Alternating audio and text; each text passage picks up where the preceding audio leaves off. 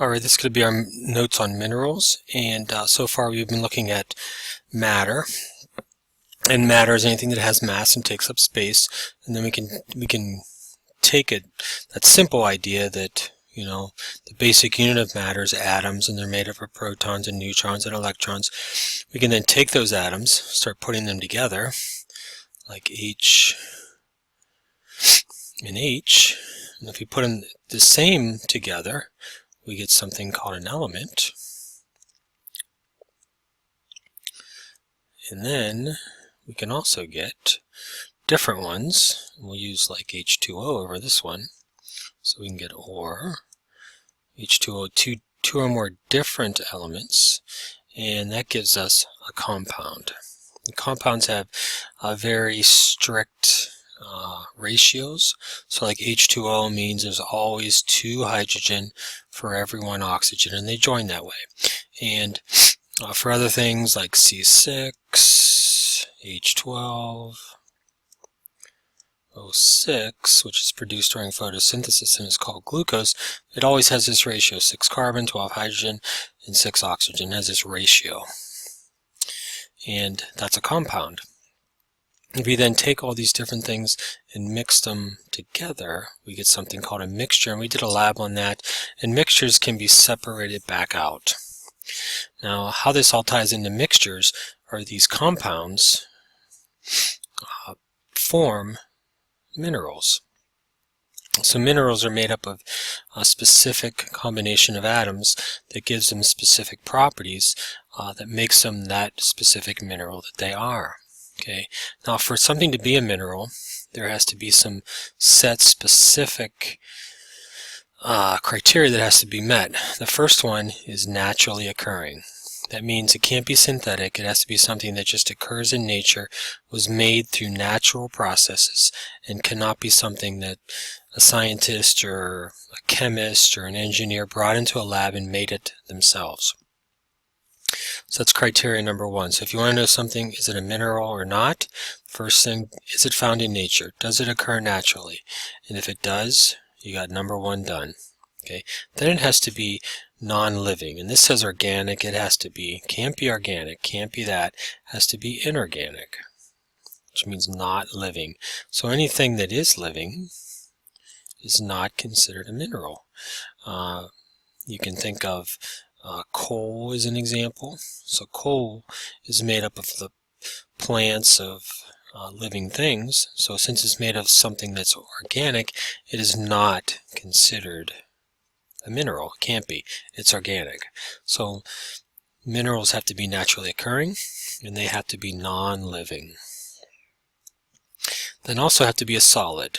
So that means room temperature. They take up a specific shape, have a specific volume. They can't be liquids, can't be gases, so no gases. You can write that. Then cross it out, can't be that. Can't be a liquid. Must be a solid. Can't be this, so it has to be a solid. So if you have something, it's naturally occurring, it's non-living, and it's a solid, then it can still possibly be a mineral. And then we keep going and add some more specific characteristics. The next one is to be made up of a specific group of elements. So depending on the mineral, it can be made up of different types of these groups of elements. So examples down here are halides, sulfites, and etc. And let's look at some of these and see what they look like. Let's go here, see if we can get there. We'll get out of this thing for a minute.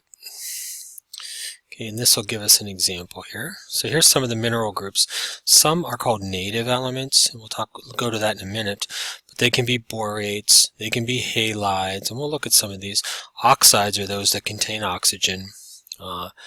You got these, these ones here. Got the nitrates, that's a NO3, contain this polyatomic ion that's NO3. sulfates, chromates, and you got all these different possibilities. Sulfides, carbonates, that's CO3, silicates, Si, and let's just look at these natives real quick. These native elements. And these are made up from single elements. Okay, so gold is made up of only gold atoms. So those gold atoms or elements come together and they form the element gold. Okay, then you got iron. They're just pure. If you remember, we talked about matter, and it can be pure, just the same atom. Well, and they form elements, and these elements can also bond together to form minerals, and we call those native elements. And if we go back, let me move that down a little bit. If we go back, we can also look at halides as well. And these are ones, you see this group highlighted over here, group number 17 on the periodic table. So any element that contains these, or any mineral that contains these elements, is considered a halide. Okay, they have relatively low hardness, can be transparent, low specific gravities, poor conductors of heat, and it gives you some examples of these. Halite, this is like a salt, and fluoride is where they get fluoride from. So let's go back and look at a couple more here. And let's look at the nitrates, the minerals made from nitrates. So this group, we got nitrogen and oxygen, and it's really NO3. And let's look at a soda niter as an example of that mineral. And there's just a few of those. And let's look at oxides here. And you see oxygen and hydrogen. And you have some of these here, chromite, franklinite. See anyone you might know here. Magnetite, this is the magnetic mineral. And that's probably the one. You probably know this one. You've probably seen it. Maybe we'll look at one more. Probably one you might have seen are phosphates, these guys. Let's see if we know any of these. You might know this one. Apatite. Some of these got some weird names, but turquoise is one you've probably seen. It's a mineral. But all these are like these different minerals that's made up. Let's go to silicates. You probably know this one. These have silica in them. They have a lot of different groups.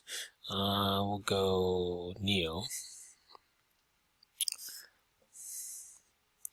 So we have, let's see, garnet. You probably know that one. Olivine. These are pretty common. There's a lot of silica in the zircon. There's a lot of silica in the crust, so it's easy. There's a lot of silica available, so this is a mineral that you'll see more, that you might be more familiar with. So that's kind of the groups. You can check this out. These links are on your notes if you download them. So if we continue, we'll go here. Let's go back here. Okay. So made up of a specific group of elements. So these minerals have a specific makeup. And let's review this now. Okay. Clean that off. They also have a repeating crystal pattern. So let's look at some of these types of patterns. And let's see. So you have this shape here, octahedron. They're probably going to make some of these in class so you can kind of get some ideas. But here's all these different forms. You got a cube. You probably know that one. Octahedron, dodecahedron. All these kind of, you can check these out. Some are not isometric, but lots of different repeating patterns. So you kind of see this shape repeated throughout the mineral. And if you take the mineral and put it on a microscope, or before you put it on a microscope, you take a little hammer and you break it, the crystal structure, then you'll see the little pieces that you break apart are hard to see it when you just have the little pieces. You put them under a microscope and you notice that they're actually that shape. Okay, so we could, if some mineral is close to the other, we can break it apart, look at the shape of the crystal, and we'll know which one it is. Okay, so they have repeating crystal patterns. Then they have these physical properties, and some are streak hardness. You've probably seen this in middle school. We'll review it a little bit in class.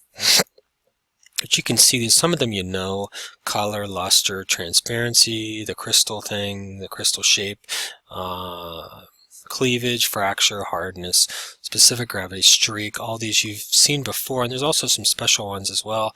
You know, fluorescence. What is the other one? Magnetism is one. Odor, like sulfur. Electrical properties, they're good conductors. Some have a feel to them, like sulfur's kind of smooth and waxy, but all those kind of things. How they react to acid. Some of them bubble when you apply hydrochloric acid, some do not. It just helps you, all these properties can help you identify which mineral you have. So if we keep going, so make sure you go and check these links out. Okay, and the last thing I want you to know about minerals, so these are the basic characteristics are naturally occurring, non-living, have to be inorganic, they have to be a solid. They're made up of a specific group of elements that repeat. Okay, and they have these specific groups that do that. Then they have a repeating crystal pattern, and then they have these specific physical properties that they exhibit. Okay, but also one thing about minerals sometimes people don't think about is that they can be valuable. And some people have little mineral collections. They get geodes and the crystal structure of it, and save them. And some people have mineral collections. An example of a valuable mineral is a gem. Okay, but not all minerals are gems. It's really based on something they call a grade. Okay, and really in reality most of the grade is not usable. But let's check this out really quick, and you can also check it on your own as well. Okay, and then you see the definitions and all this up here about what a mineral must be. But if you go down here, you see some of these examples of minerals and them using them for certain things. Some of them are just like a ruby right here. You've probably seen that. Diamonds, so on. But this is like this pyramid. So as you see, there's the gem ores where there's very little value found in this. Okay, and there's a lot of it. The value starts to become in the top grade or the high grade, and you see there's very little of this compared to this. Most is not valuable. Most is just used for industry uses, or things that just don't have as much value. So because there's not a lot of this, that gives it a higher value, because supply and demand. So make sure you check this out, and you can have different ways to classify them. Just check that out on your own. But here's some more examples. There's just, check this out when you can. And okay, that's good. So those are the notes on minerals.